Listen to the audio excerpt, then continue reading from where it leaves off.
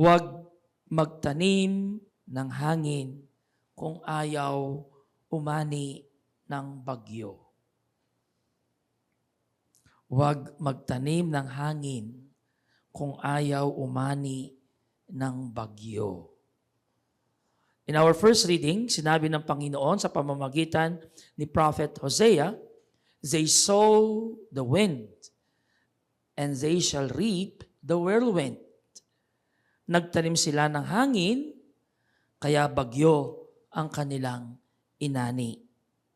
Mga kapatid, kapag ang itinatanim natin ay kasinungalingan, pride, galit, inggit, corruption, bisyo, at pagsuway sa Diyos, huwag tayong magtaka kung kaguluhan, pagkawasak, at kawalan ng kapayapaan ang babalik sa atin. Kapag hangin ang tanim, bagyo ang ani.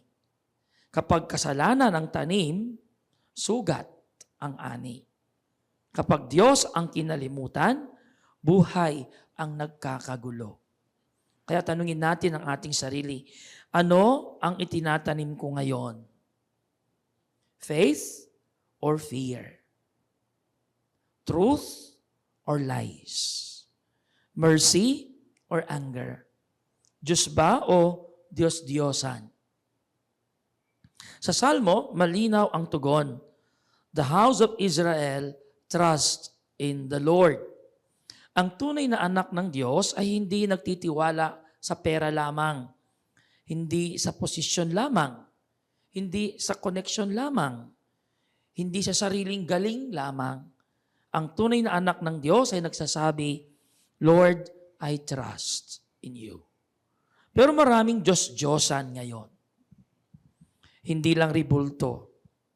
Ang idol ay anumang pumapalit sa Diyos sa puso natin. Kapag pera ang inuuna kaysa konsensya, that is an idol. Kapag pride ang mas sinusunod kaysa gospel, that is an idol. Kapag galit ang mas pinakikinggan kaysa pagpapatawad, that is an idol.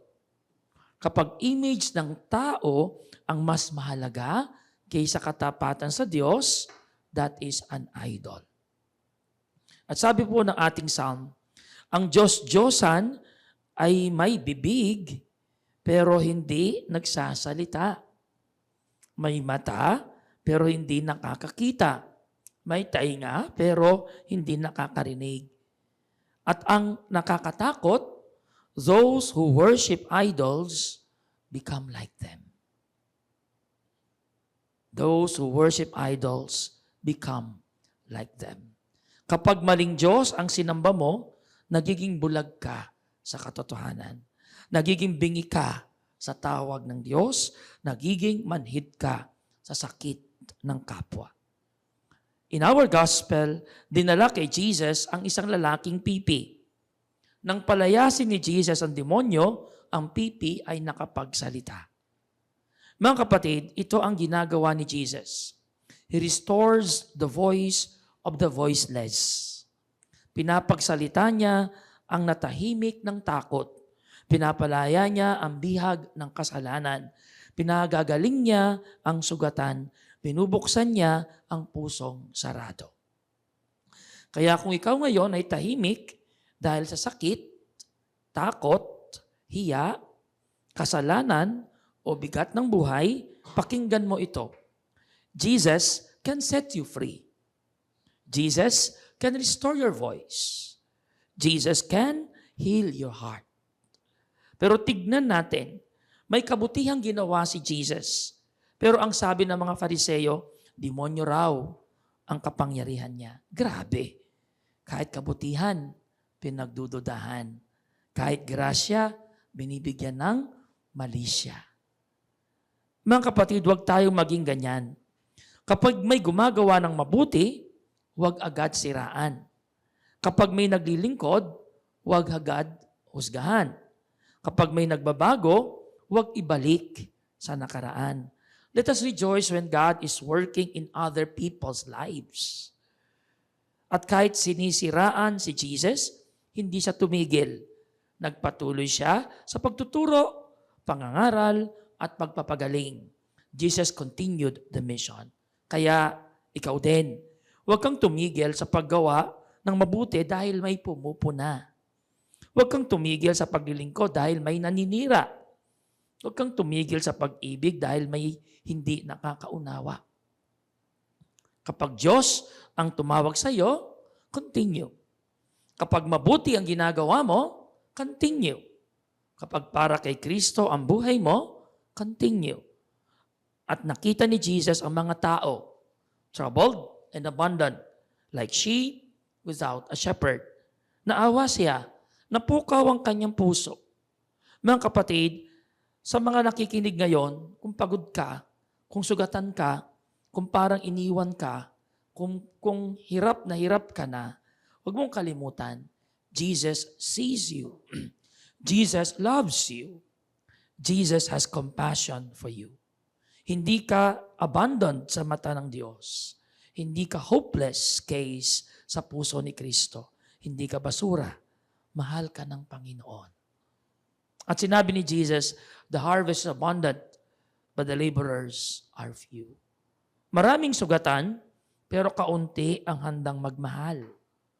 Maraming nawawala at nagwawala, pero kaunti ang handang maghanap.